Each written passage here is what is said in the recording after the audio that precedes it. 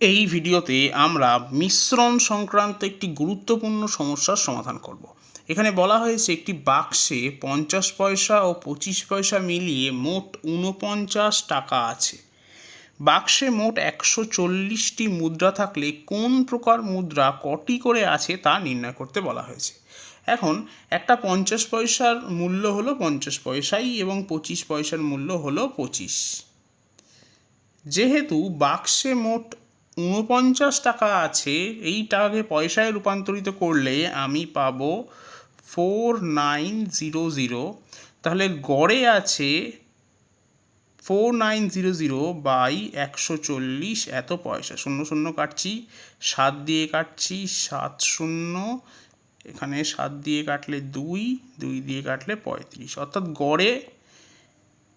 গড়ে প্রত্যেকটি মুদ্রার মূল্য হবে 35 পয়সা। তাহলে 35কে আমি একটু মাঝখানে, এদের দুজনের মাঝখানে নিচে লিখলাম।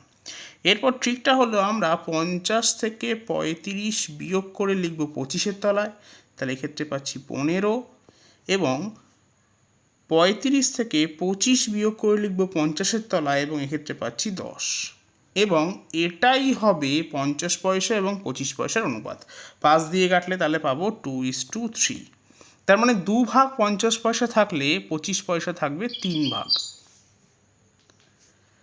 এখন কোন প্রকার মুদ্রা কটি করে আছে তা জিজ্ঞেস করা হয়েছে। তাহলে মোট মুদ্রার সংখ্যা যেহেতু 140, তাহলে 50 পয়সা থাকবে 140 ইন্টু 2 ডিভাইডেড বাই 2 + 3, তার মানে 5।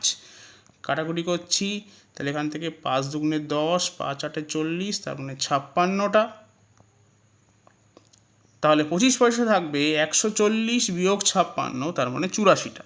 তাহলে সঠিক উত্তর হবে অপশন এ, 56, 84।